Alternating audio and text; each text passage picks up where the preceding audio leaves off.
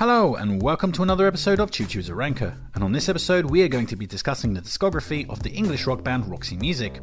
Formed in 1970, the band consisted of Bryan Ferry on vocals and keyboards, Graham Simpson on bass, Andy McKay on horns, Phil Manzanera on guitar, Paul Thompson on drums, and Brian Eno on synthesizer, although the latter would be replaced by Eddie Jobson after the band's second LP. By 1980, the band had been whittled down to the core three-piece of Bryan Ferry, Andy McKay, and Phil Manzanera, with the other positions being filled out by session musicians. During their lifetime, the band recorded 8 studio albums, all of which entered the UK top 10 on the album charts, with 3 of them hitting the number 1 spot. The group also scored 10 UK top 10 singles, including a number 1 hit with their 1981 non-album cover version of John Lennon's Jealous Guy. Roxy Music were also lauded out the wazoo by the critics and deeply influential, paving the way forward for punk, art rock and new wave. And as for my own fandom, well, basically there is none. I mean, I listened to a few Roxy Music records while making my 1970s Albums of the Year list, but my knowledge of the band up to this point has been a fleeting academic one. But I'm finally on board the Roxy Music ship for the long haul, so Bryan, ferry me away? And without further ado, let's be complete rankers and rank up a storm. These are the studio albums of Roxy Music ranked from worst to best.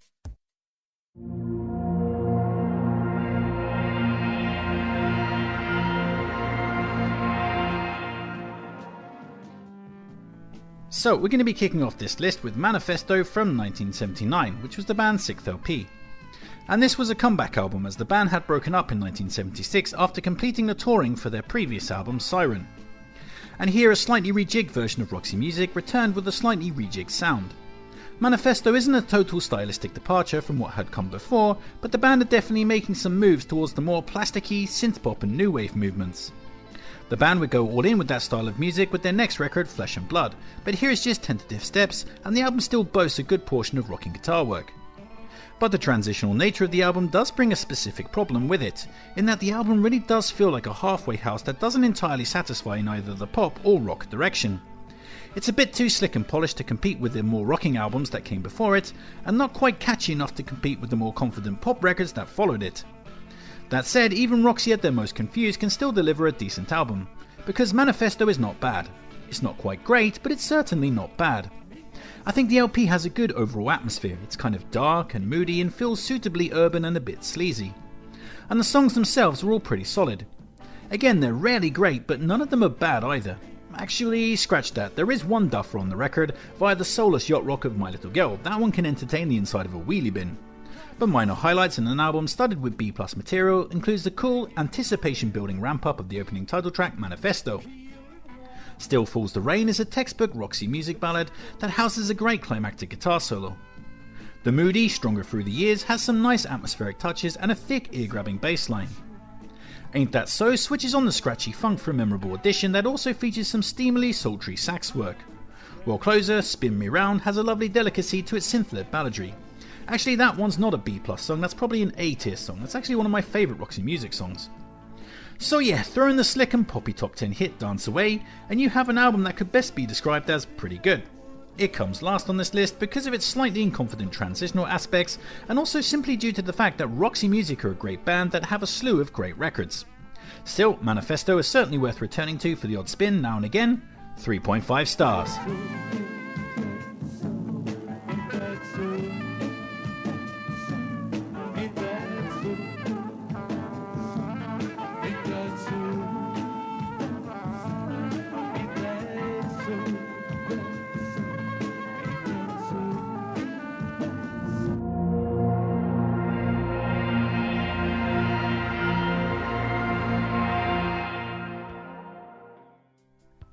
Next up we have Flesh and Blood from 1980, which was the band's 7th LP.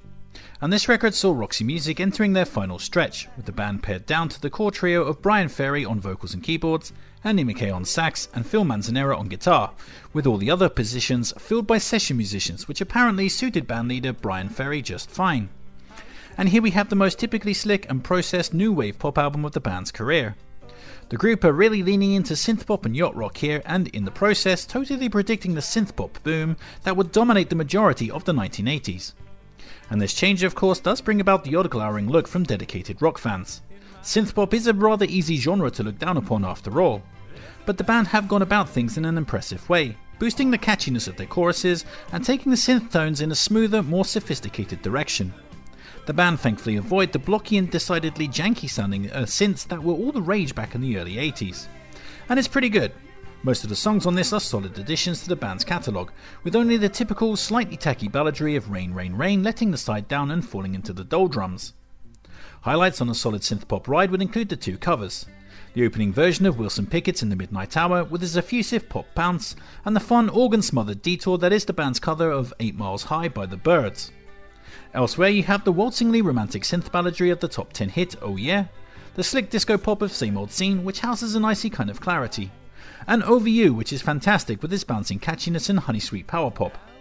So yeah, add in the mildly diverting B+ player likes of the title track Flesh and Blood, My Only Love and closer Running Wild, and you have a decent sojourn into the realms of plastic new wave pop that satisfies within the limitations of the genre it sets itself up in.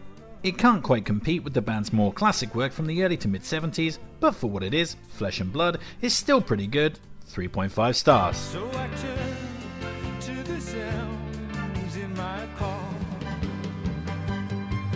There's a band playing on the radio with a rhythm of rhyming guitars.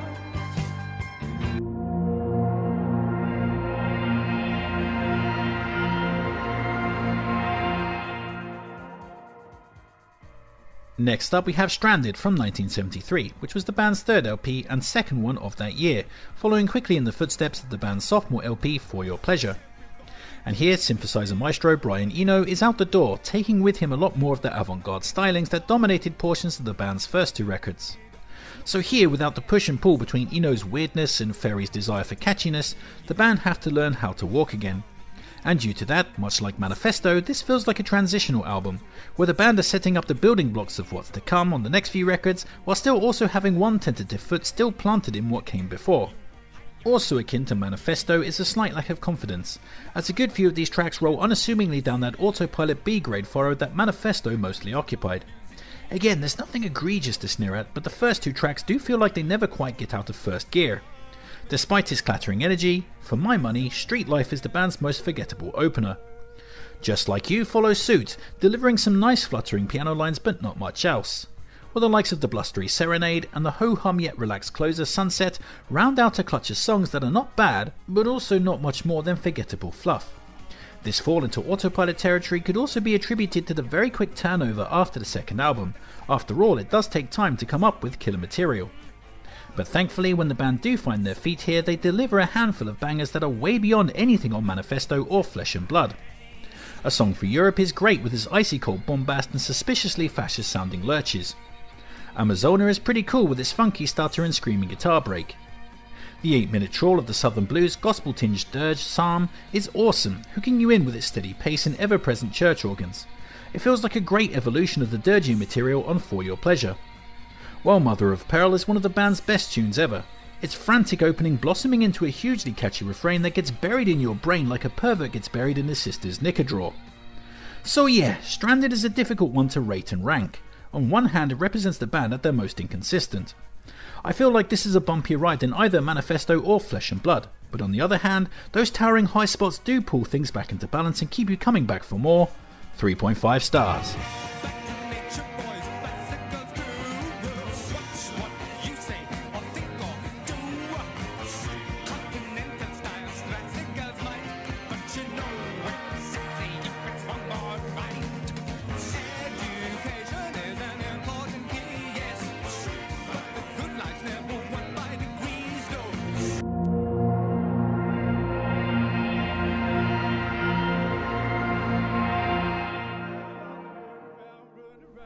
Next up we have Roxy Music from 1972, which was the band's debut LP.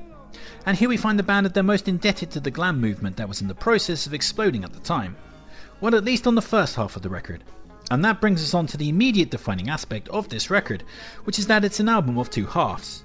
As I already mentioned, the first half is totally dedicated to incredibly catchy glam rock, and it's pretty much perfect. Opener Remake Reform impresses with its squealing rock assault and fun climax that features all kinds of odd instrumental interludes. Ladytron is rad with its galloping drums and iconic vocal lines. Speaking about iconic, the top 10 smash Virginia Plain is hard to resist with its hammering pianos and glammy swagger, while 2HB is one of the band's best ballads with its sweet nightclub romanticism and soaring chorus.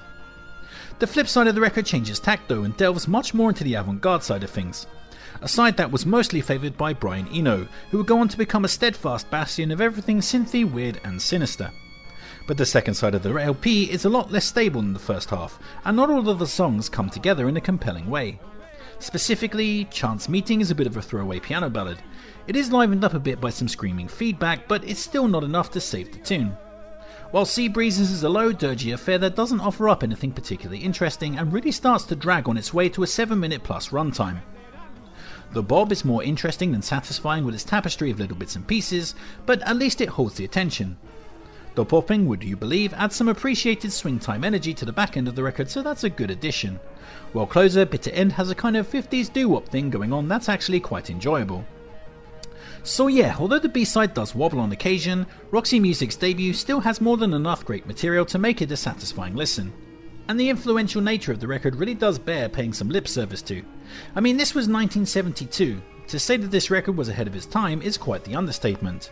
If I were rating the records based on that criteria, this would be a stone cold 5 stars, but that's not how this show works. It's all predicated on how much I personally like the record, which in this case is quite a bit. 4 stars.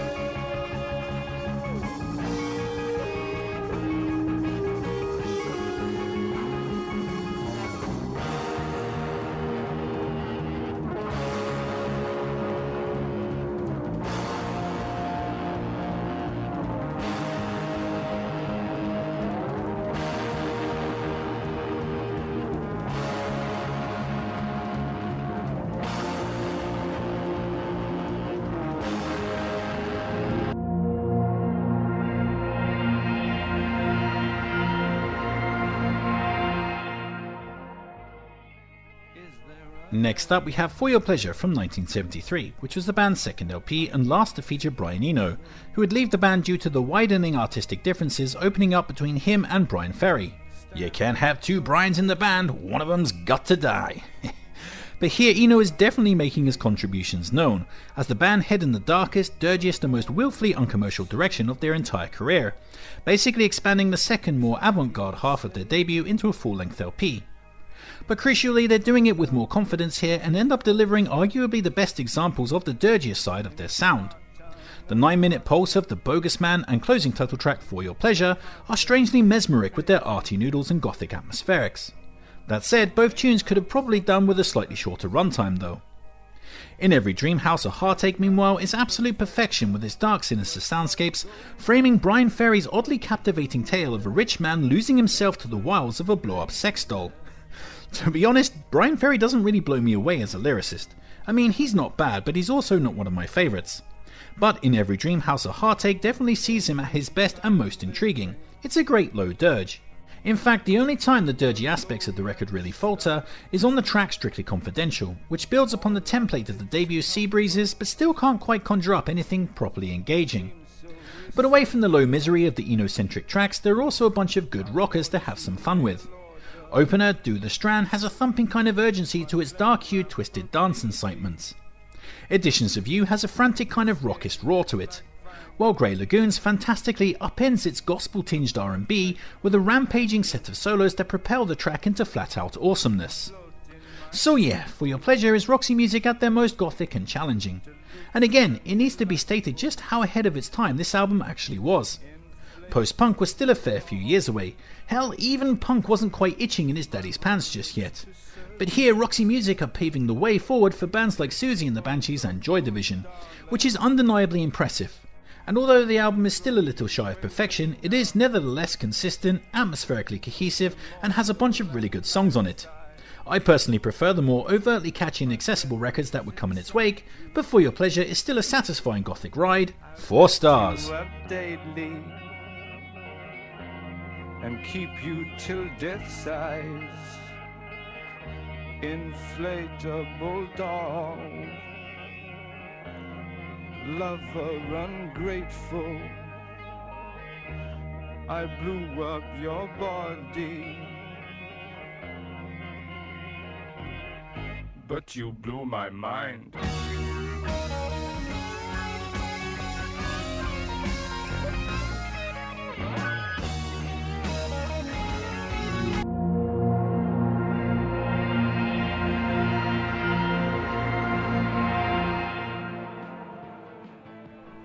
Next up we have Country Life from 1974, which was the band's 4th LP. And here we find Roxy Music fully settled into their post-Brian Eno groove and forking over the most ferocious and rocking album of their career. This is the sound of Roxy Music in full-on guitar blitzkrieg mode, with the majority of the songs featuring savage guitar snarl and thumping rhythm sections. The record also has a kind of urbane crackle to it, which in turn lends it a pall of gritty darkness, which is oddly in contrast to the record's title. With an LP entitled Country Life, you'd probably be expecting something more bucolic, not the smoke-belching rock cityscapes that it eventually delivers. But despite the slightly baffling juxtaposition of the title and content, Country Life brings the goods to the table and offers up one of the band's most consistent and thrilling rides. In fact, complaints are a bit thin on the ground. I would maybe throw in a small nitpick in there to say that the late album duo of the grinding Casanova and the marginally odd piano ballad A Really Good Time do step off the gas a little. Nothing particularly bad to dig into there, but for me they definitely represent the weakest tracks on the record and do stand out a little due to everything else being just so damn good. Speaking of which, the thrill of it all comes blasting out of the gates with the grimy rock swagger that sets out the album's stall nicely. The walls of wailing backing vocals on that one are a nice touch. The glammy stomp of All I Want Is You is a good bit of fun, all screaming guitars and thrusting energy. The brooding Out of the Blue is pretty rad with its nighttime atmosphere and cool star-swept middle 8. The hornwork on the track is also wicked. Bittersweet is absolutely fantastic with its swirling darkness and intoxicating lurches into sudden dynamic movement. The tune feels cold and bombastic like a stoic German city, while Triptych on my tits bitch Triptych has a proggy sensibility to it and some memorable harmonised vocals that leap out of the speakers to abuse your ears with the nearest available sex aid. So yeah, add into that the lightweight Kingsley melodicism of 3 and 9 and the 1970s glam party of If It Takes All Night, and you have a record that sees Roxy Music at the most chest-beatingly confident and swaggeringly rockist. The difference in quality between this and the next record on this list is pretty much non-existent, so it could go either way on any given day or mood, but for right now I'll plump for straight fire catchiness over rock bombast.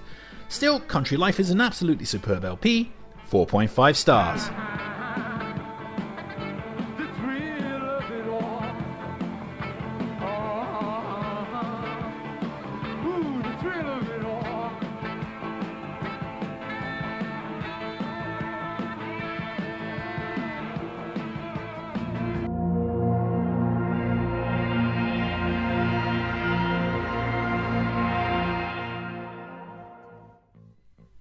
Coming in next we have Siren from 1975, which was the band's 6th LP and last before their original split/hiatus.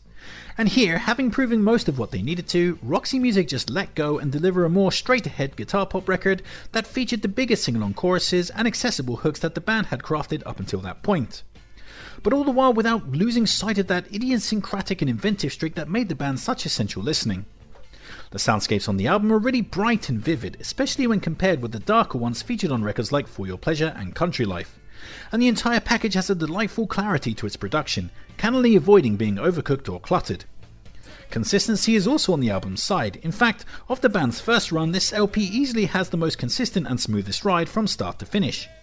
Basically speaking, there is no dead wood on this record. Each of these 9 songs has something fun going on.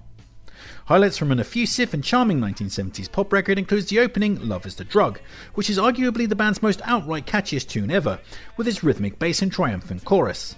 The song was born to be a hit and duly climbed to number 2 on the UK singles chart. The proggy Sentimental Fool rises out of its cracked icy atmospherics into a sax-laden pop banger before diving into a kick-ass climax of descending pianos and dramatic vocals. Chef's kiss, that track is rad. The appropriately titled Whirlwind is all jagged guitars and thumping energy. It's one of the band's most instantly satisfying and chaotic rockers. The steadily churning single Both Ends Burning has a sense of urban gutter romance that gives the tune a cool swagger. While Just Another High is an awesome closer that impresses with its direct pop bounce and gigantic chorus. It's a great way to finish a record. So yeah, throw in the likes of the fiddle-infested ballad End of the Line, the thunky R&B of She Sells, and the undulating chords of the off-kilter rocker Nightingale into the mix, and you have a brilliant pop record to savour that saw Roxy Music at the apex of their catchiness. I feel that Siren tends to get overlooked a bit due to its more conventional songwriting. I mean, it's not as inventive or as kooky as some of the band's early work, but it really makes up for it with its consistency of quality and eager desire to please with bright and easily accessible tunage. The record is just a whole bunch of fun. 4.5 stars. Embrace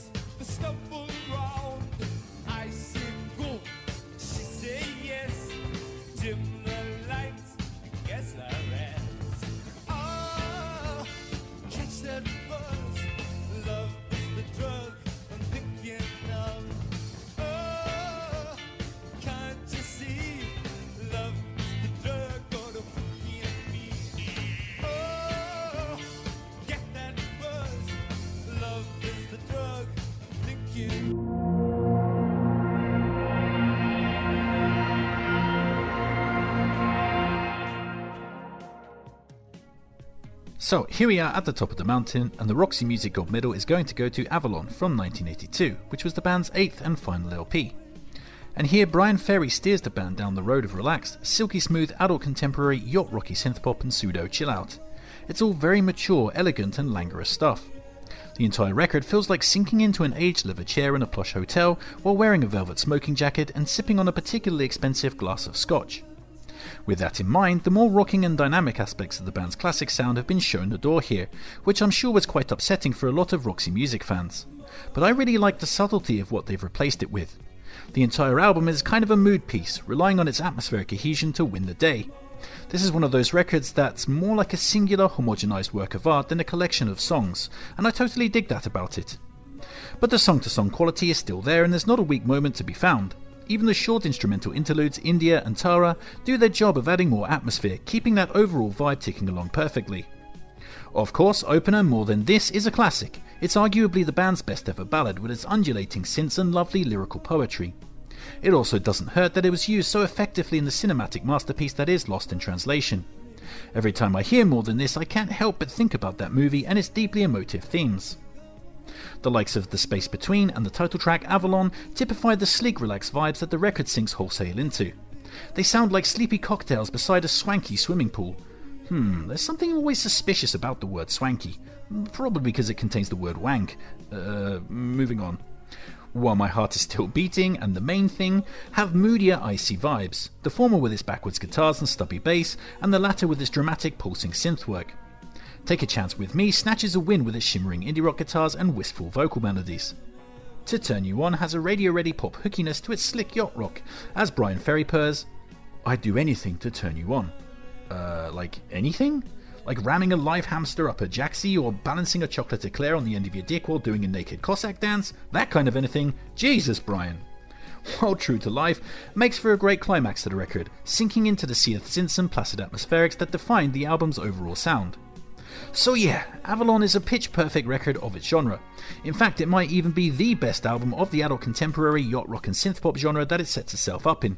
Either way, it's definitely in the conversation, and it's my personal pick for the very best Roxy Music album, 5 stars. So, now my deep dive is finished, the question remains, did I gain more appreciation for the artist? And the answer this time is obviously yes. Roxy Music are a fantastic band that were ridiculously ahead of their time, and obviously very influential upon many of the bands that I personally love. Echo and the Bunnymen and Suede instantly spring to mind on that front.